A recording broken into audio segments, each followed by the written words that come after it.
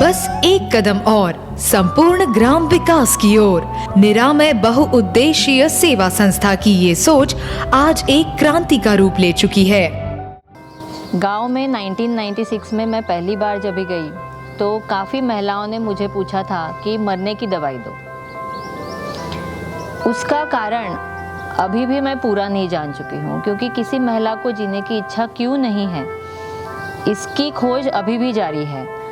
सभी गांवों में महिलाएं बहुत दुबली पतली थी, सबका वजन 40 किलो के आसपास रहता था।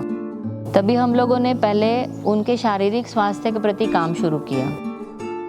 उनका हीमोग्लोबिन देखा तो 5-7 ग्राम रहता था और उनकी समस्याएं भी वही रहती थी कि काम करने की इच्छा नहीं होती, थकान है, चक्कर आ रही है, बदन दर्द है। तो इसके मूल में खून की कमी। तो फिर हमने वो एनीमिया कंट्रोल प्रोग्राम के थ्रू सैकड़ों महिलाओं को उसका अवेयरनेस बताया, खाने की दिनचर्या किस तरह होना चाहिए या खाने में किस तरह संतुलित आहार होना चाहिए, उसका भी महत्व समझा के दिया। गाँव का अगर विकास हम देखते हैं तो सिर्फ स्वास्थ्य से नहीं चलेगा, ये मुझे ऐसा लगता था। उसमें बाकी भी विषय चाहिए, स्वास्थ्य, शिक्षा, स्वावलंबन और संस्कार। और फिर इसलिए हमने निरामय की शुरुआत की कुछ मित्रों के साथ में।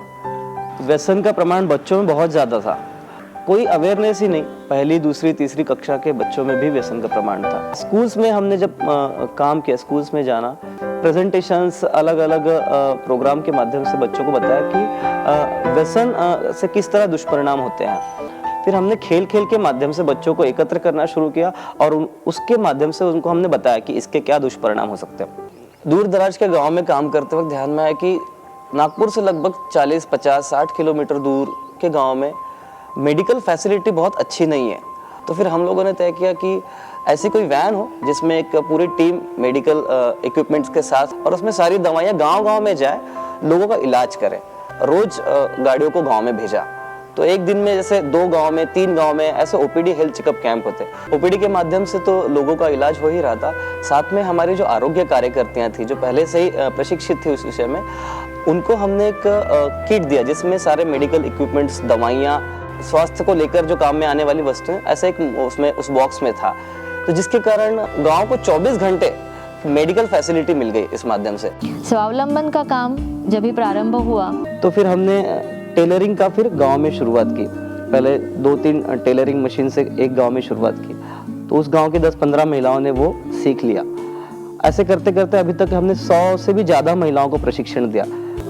सभी किशोरियों का शारीरिक स्वास्थ्य, उसके बारे में तो हमारा काम चालू ही है, लेकिन साथ में अगर उनको हम अलग अलग कला कौशल्य, जीवन मूल्य और जीवन कौशल्य दे सकते हैं तो आगे कभी भी किसी कठिनाइयों का वो सामना कर सकती है।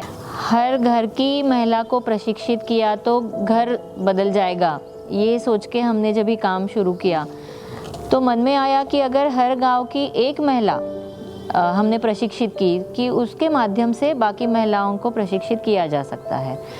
तभी हर गांव में सेवा भाव से काम करने के लिए कौन सी महिला तैयार है वो ढूंढना शुरू किया।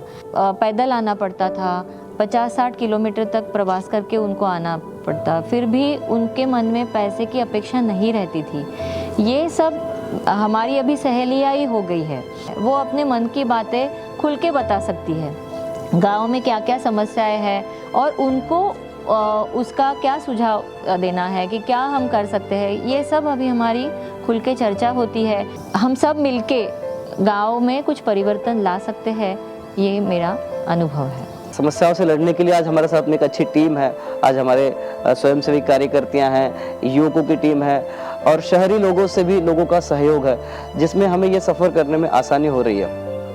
हमने ये जो ग्राम विकास का संकल्प लिया है, ये कोई एक व्यक्ति का काम नहीं है, इसे बहुत बड़े जन सहयोग की ज़रूरत है और ईश्वरीय काम होने के कारण हम निश्चिंत हैं, लेकिन हम अपने काम पे लगे हैं।